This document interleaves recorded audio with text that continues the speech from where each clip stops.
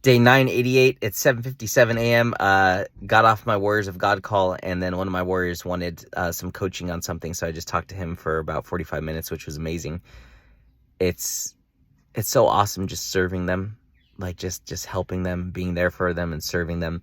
And he's getting ready to create his own discipleship program.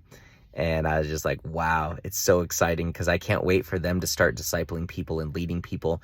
And he's like, so I'm trying to figure out, like, do I start coaching people? Is this a coaching business? Is it this? Is it that? And it was interesting because as we were talking, it was like God just gave me this wisdom to give him of, like, you can save yourself so much suffering, so much confusion, so much torment that I've gone through the last 7 years with trying to build a coaching business, is if instead of looking at this as a coaching business with clients, look at this as you're building a church with disciples. And this is not a coaching program, this is a discipleship program. And these are not coaching clients, these are disciples. And this is not a business, this is a church. How would you operate it? And a church is just a body of Christ. It's just a body of believers that come together. And so it's like you're meant to disciple people, right? Jesus said, go and make disciples of all nations. So what does your discipleship program look like? What do your disciples need help with? What are they struggling with? And if you were to build a church instead of a business, if you were to build a church, an organization, a community of believers, what would it actually look like? And I was like, bro, I didn't realize this until 2 weeks ago. And the problem is I've been trying to build a church through the world. I've been trying to turn this church into a business. And I've been seeing my disciples as clients, and that's what's gotten in the way. I've taken a godly thing and I've tried to make it worldly. And so because you're just starting, I'm letting skip all the crap and just go straight to God. This is not a business, it's a church. These are not coaching clients, they're disciples. And this is not a coaching program, it's a discipleship program. And it was just like, wow. I was like, this is going to be fun. Like, you're already doing this, just to put it together in a structure. And it was just like, there was so much lightness in that. And I was like, man, I wish someone would have told me that 6 years ago.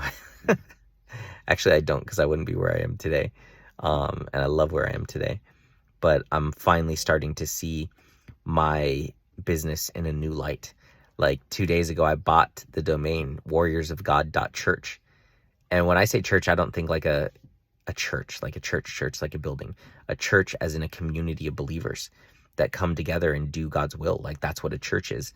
And because I was at one of our discipleship programs 2 weeks ago, and our pastor was speaking, and I was standing in the back, and I was like, I was criticizing is the reality. I was judging. I was like, man, they really need to do this, and why don't they have that? And oh man, if I was leading this, it would be so different. And then it's like I got this question, well, if Warriors of God was a church, what would you do?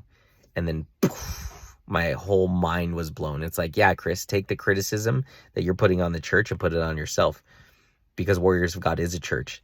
It's a group of believers that come together, and they come together more than the people at the church do. You have them coming together 7 times a week. You guys do 7 calls a week, 28 calls a month. Like, how would you make it a church? How would you make it better? And that's when it hit me. Like, wow. And that, in that moment, my Warriors of God, my coaching clients became my disciples, and my business Warriors of God became a church. And my program is not a coaching program, it's a discipleship program. And that just, it opened my heart. It changed so many things.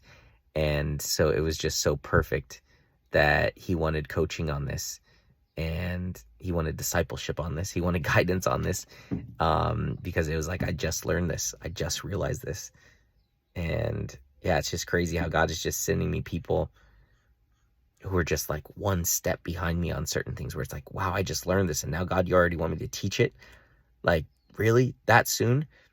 Yeah, it's amazing. And yeah, it makes me think, like, I reached out to one of my spiritual kind of mentors, and she said that like God works that way. Like, Paul, like when he met Jesus on the road, he was transformed. He became a believer and he instantly started discipling people.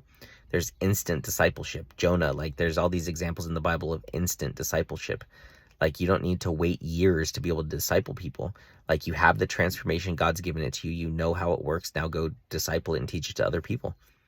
And so, but it was such an encouraging conversation because he's a warrior of God and he's about to create his own church. He's about to create his own disciples. And it's like, God told me when I had the experience of God at church and God was speaking to me, he said, multiply, multiply, multiply. I've given you everything you need to multiply yourself. Now go do it. Raise up these leaders. And on that call, it was just like, wow, it's actually happening. And it's so encouraging. So yeah, I'm so excited. I just want to go like work on all of this stuff and get the text messages set up and get all these things set up for Warriors of God. It's 8 o'clock, but I have to get some more sleep. I only slept like 5 hours because I was at church last night and all this stuff. And I have 3 coaching calls or 4 coaching calls coming up. So I have to get rest, even though I don't want to. Dang it. But I have to rest. I know I have to rest. So I'm going to go sleep for a little bit and then get going.